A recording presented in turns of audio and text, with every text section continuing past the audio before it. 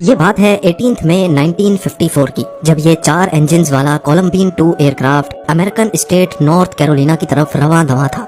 इस जहाज में उस वक्त के यूएस प्रेसिडेंट ड्वाइट आइजनहावर अपनी पूरी टीम के साथ सवार थे। यानी इस जहाज को फुल सिक्योरिटी में नॉर्थ कैरोलिना तक पहुंचाना और खैरियत से लैंड करवाना यूएस एयरफोर्स की टॉप प्रायोरिटी थी।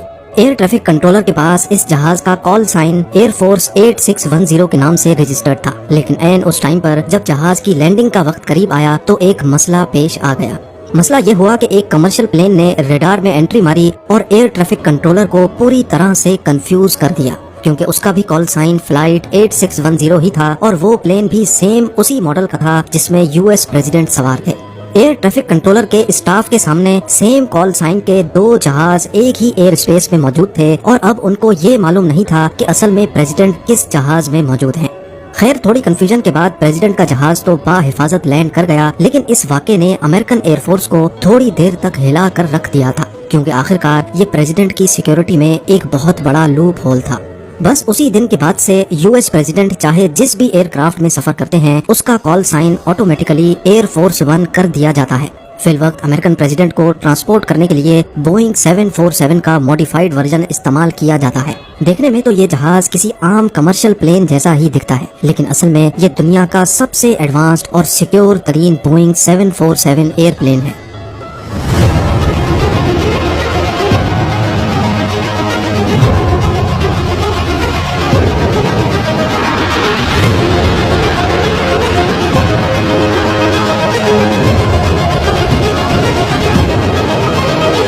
नाजरीन, 6 स्टोरी बिल्डिंग जितना ऊंचा और न्यूक्लियर एक्सप्लोजन को भी बर्दाश्त करने वाले इस जहाज को सिर्फ 1 घंटा इस्तेमाल करने के $2,20,000 लगते हैं। यानी अगर लोकल करेंसी में बात की जाए तो तकरीबन ये अमाउंट 17 करोड़ बनता है, और वो भी सिर्फ 1 घंटे का।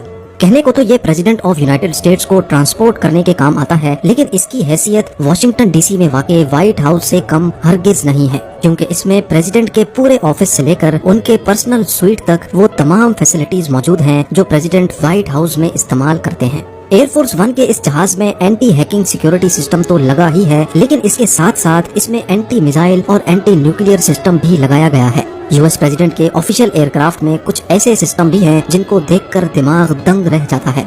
आइए जानते हैं एयरफोर्स 1 के इन एक्स्ट्रा ऑर्डिनरी फीचर्स के बारे में। नॉर्मल हालात में तो तमाम एयरलाइंस स्मूथली ऑपरेट कर सकती हैं, लेकिन ये सारे स्मूथ ऑपरेशंस न्यूक्लियर वॉर के दौरान ढेर हो जाते हैं, क्योंकि फ्लाइट के दौरान अगर न्यूक्लियर बॉम्ब डेटोनेट किया गया तो उसकी रेडिएशन हजारों फीट आसमान में उड़ने वाले एयरप्लेन को बुरी तरह से डैमेज कर सकती है। लेकिन ये कंडीशन एयरफोर्स 1 पे अप्लाई नहीं होती, क्योंकि यूएस प्रेसिडेंट का प्लेन न्यूक्लियर बंकर से कम नहीं है। एयरफोर्स 1 का पूरा जहाज एक खास रीइंफोर्स्ड आर्मर शील्ड से ढका हुआ है, यानी उससे पैदा होने वाली इलेक्ट्रोमैग्नेटिक पल्स यूएस प्रेसिडेंट के जहाज पर कोई असर नहीं कर सकती। इसके अलावा प्लेन की तमाम विंडोज बुलेट प्रूफ ग्लास से बनी हुई हैं, जिस पर किसी किस्म की बुलेट का कोई असर नहीं होता। वॉर सिचुएशन में यूएस प्रेसिडेंट का जहाज दुश्मन की टेरिटरी में आराम से घुस सकता है, क्योंकि इसमें state of the art jammer system लगा है जो जमीन पर हजारों मील दूर दुश्मन के रडार्स को जैम करने की काबिलियत भी रखता है। जिस तरह दुनिया के ताकतवर लोगों को जान का खतरा रहता है, इसी तरह ये खतरा यूएस प्रेसिडेंट के लिए मजीद बढ़ जाता है जब वो बाय एयर ट्रेवल कर रहे हों। नॉर्मली एयरपोर्ट पर खड़े जहाज की मेंटेनेंस कई थर्ड पार्टी कंपनीज करती हैं। जैसा कि सफाई का कॉन्ट्रैक्ट एक कंपनी के पास होता है तो लगेज लोडिंग का कॉन्ट्रैक्ट किसी और कंपनी के पास। इसी तरह प्लेन से उतरने के लिए स्टेयरकेस या टनल का इस्तेमाल किया जाता है, जो कि कोई और थर्ड पार्टी कंपनी ही ऑपरेट करती है। लेकिन एयरफोर्स 1 को इन थर्ड पार्टी कंपनी से हर कीमत पर दूर रखा जाता है। लैंडिंग के बाद उतरने के लिए इसमें अपना ही स्टेयरकेस लगा होता है, जो कि ऑटोमेटिकली खुल जाता है। इसी तरह बैगेज लोडिंग के लिए एयरफोर्स 1 में अपना खुद का कन्वेयर बेल्ट लगा होता है, जो प्रेसिडेंट के साथ ट्रेवल करने वाले स्टाफ के बैग्स को स्कैन भी करता है और खुद लोड भी करता है। नॉर्मल कमर्शियल प्लेन्स की तरह एयरफोर्स 1 भी जब इस्तेमाल नहीं होता तो इसको हैंगर में पार्क कर दिया जाता है, लेकिन ये किसी एयरपोर्ट पर नहीं बल्कि इसको वाशिंगटन डीसी के बाहर एंड्रयूज एयरफोर्स बेस पे सख्त सिक्योरिटी में पार्क किया जाता है। एयरफोर्स की ही एक टीम इसकी मेंटेनेंस करती है और जहाज को शॉर्ट नोटिस पे दोबारा उड़ान भरने के लिए हर वक्त रेडी रखती है।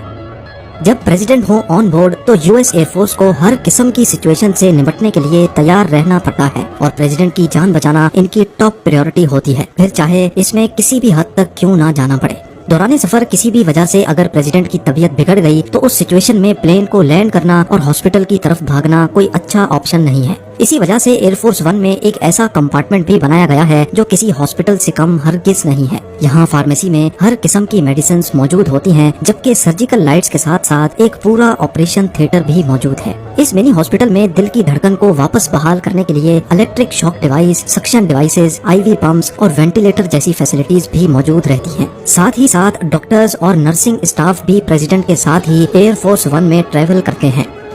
एक एस्टीमेट के मुताबिक कमर्शियल फ्लाइट्स अपने फ्यूल टैंक के साथ नॉन स्टॉप 16 घंटों तक फ्लाई कर सकती हैं और उसके बाद उनको किसी न किसी एयरपोर्ट पे रीफ्यूलिंग के लिए लैंड करना ही पड़ता है। लेकिन अगर यही कंडीशन एयरफोर्स वन पे पेश आए तो वो नॉन स्टॉप कई दिनों तक भी फ्लाई कर सकता है, क्योंकि इसमें mid air refuelling system installed है। वैसे तो ये नौबत आती ही नहीं है, लेकिन अगर दौरान सफर एयरफोर्स वन में फ्यूल कम पड़ जाए तो लैंड करके जहाज को रिफ्यूल करना और फिर दोबारा टेक ऑफ करने में प्रेसिडेंट का बहुत टाइम जाया होता है। इसी वजह से जहाज को हवा में ही रिफ्यूल किया जाता है।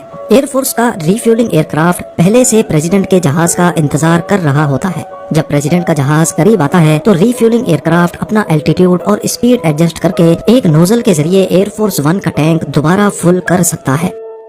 जैसा कि पहले भी आप जान चुके हैं कि एयरफोर्स वन चाहे जमीन पे आसमान में, ये व्हाइट हाउस से कम नहीं है। इसमें एक पूरा मोबाइल कमांड सेंटर मौजूद है जिसमें total 85 telephone lines, high speed internet और दर्जनों टीवी स्क्रीन्स लगी हैं। ये सब तामझाम फोन पे गपशप लगाने के लिए नहीं, बल्कि इस वजह से किया गया है ताकि अगर सफर के दौरान कहीं हालात खराब हो जाएं तो प्रेसिडेंट और उनकी टीम दुनिया के किसी भी कोने में फोन करके इंस्ट्रक्शंस दे सके। साथ ही साथ टीवी स्क्रीन्स और इंटरनेट एक्सेस के जरिए प्रेसिडेंट जमीन के किसी भी हिस्से में होने वाली इम्पोर्टेंट मीटिंग में वीडियो कॉन्फ्रेंसिंग के थ्रू ज्वाइन हो सकते हैं।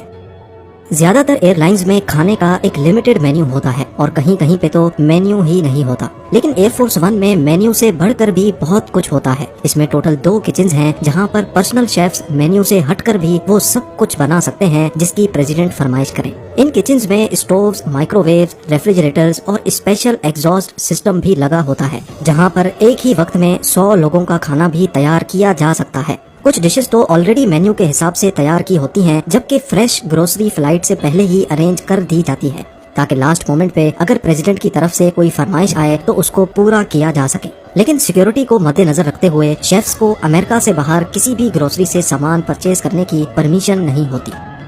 प्रेसिडेंट का एयरफोर्स वन एक ऐसा काम भी कर सकता है जिसको बाकी तमाम कमर्शियल प्लेन्स नहीं कर सकते। जहां कमर्शियल प्लेन्स 30,000 फीट की बुलंदी पे फ्लाई करते हैं, वहीं प्रेसिडेंट की सेफ्टी और सिक्योरिटी के लिए एयरफोर्स वन 45,100 फीट के एल्टीट्यूड पे फ्लाई करता है। इसके साथ साथ commercial planes basically profit generate करने के लिए ऑपरेट करते हैं। एक जगह से दूसरी जगह शॉर्टेस्ट पाथ में जाकर कम से कम फ्यूल में डेस्टिनेशन तक पहुंचना ही इनका मेन गोल होता है। लेकिन एयरफोर्स वन जहां दूसरी कमर्शियल फ्लाइट से 15,000 फीट ऊपर फ्लाई करता है, वहीं इसको शॉर्टेस्ट रूट की परवाह नहीं होती, बल्कि पायलट की कोशिश होती है कि दूसरे कमर्शियल प्लेन से जितना दूर होकर फ्लाई किया जाए उतना ही अच्छा है।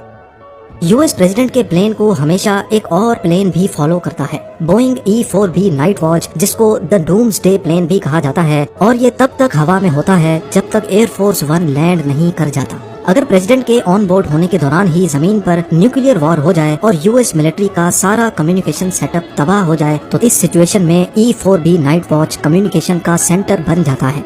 डूम्सडे प्लेन में मिलिट्री एनालिस्ट मौजूद होते हैं जो फ्लाइट के दौरान ही ग्राउंड पर मिलिट्री ऑपरेशंस कंडक्ट करते हैं। इलेक्ट्रोमैग्नेटिक पल्स के साथ साथ इसमें एंटी न्यूक्लियर सिस्टम भी लगा है और ये सरफेस टू एयर मिसाइल्स और एंटी एयरक्राफ्ट मिसाइल्स को भी धोखा देने की काबिलियत रखता है। यानी ये कहा जाए कि एयरफोर्स वन के पीछे एक पूरा मिलिट्री हेडक्वार्टर होता है तो ये भी गलत नहीं होगा।